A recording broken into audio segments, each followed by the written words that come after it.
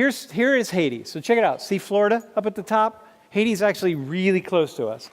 60 is the life expectancy of Haiti. So the average Haitian can expect to live 60 years, on average. Obviously, rich Haitians live longer. The poorest Haitians are likely to live for a shorter period of time. 60. In the United States, for women right now, it's about 84. And for men, it's about 82. So think about that. Poor country. 80% of Haiti lives in poverty by UN standards, lives in poverty. 54% of Haitians live in abject poverty.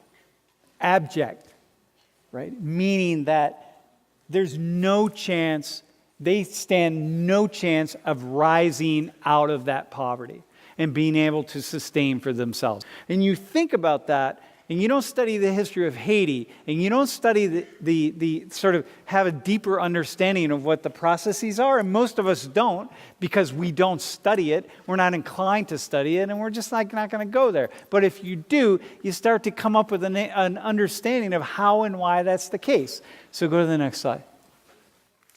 So I'm going to give you a history of Haiti in 3 minutes. 1790, Haiti was the most profitable colony of all the European countries. There was not a single colony anywhere that was more profitable anywhere in the world.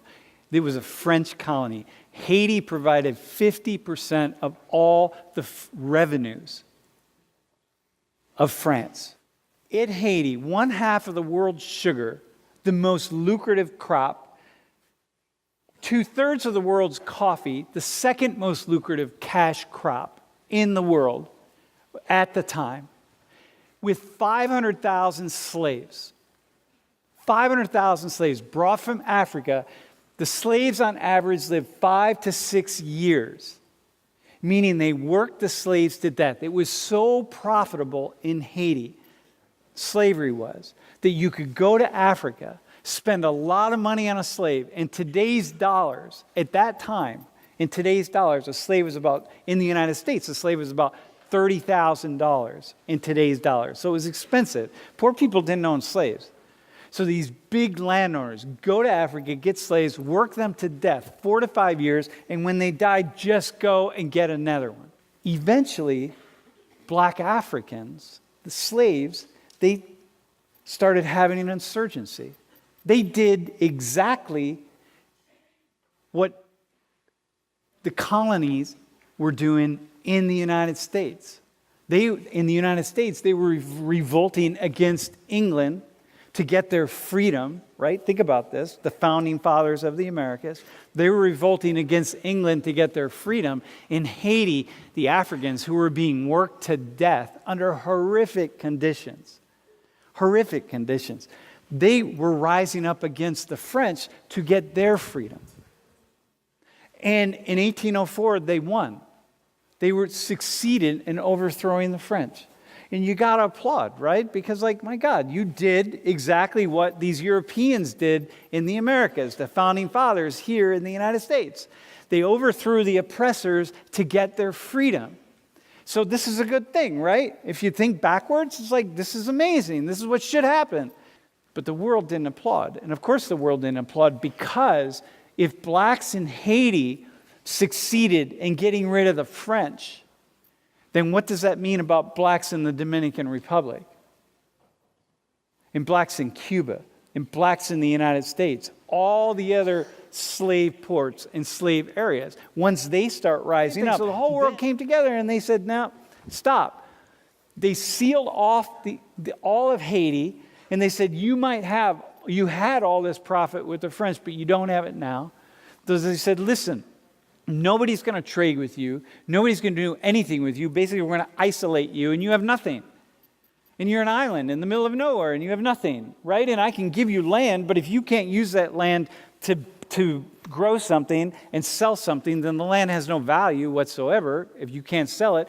And so we said, the French and the world community said, okay, well, we will take our thumb, our foot off of your neck, so to speak, which is where we're holding it, to all you former slaves, if you pay French $160 million in reparation. And so Haiti then went from the single most profitable body of land in the world,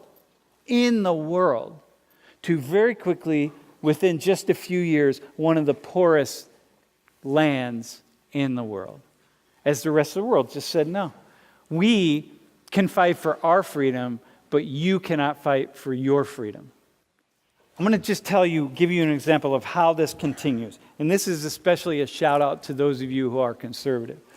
So in the early 1980s, Haiti was producing plenty of rice, lots of rice. It's amazing land for producing rice. It's still a poor country, but producing rice, selling rice to Haitians. It's inexpensive enough. It fits well. They can afford it. They got it. It's good rice, actually, right?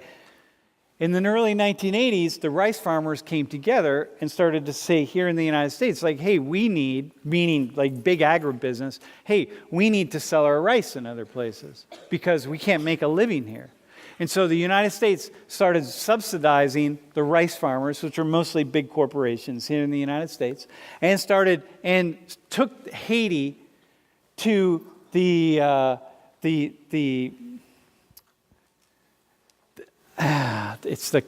IMF, but went to the international bodies to force Haiti to accept American rice.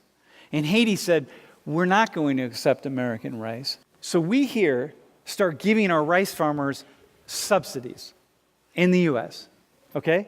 Meaning we take taxpayer dollars and we give it to rice farmers. And we give it to rice farmers because rice farmers can't produce rice inexpensively enough to sell around the world.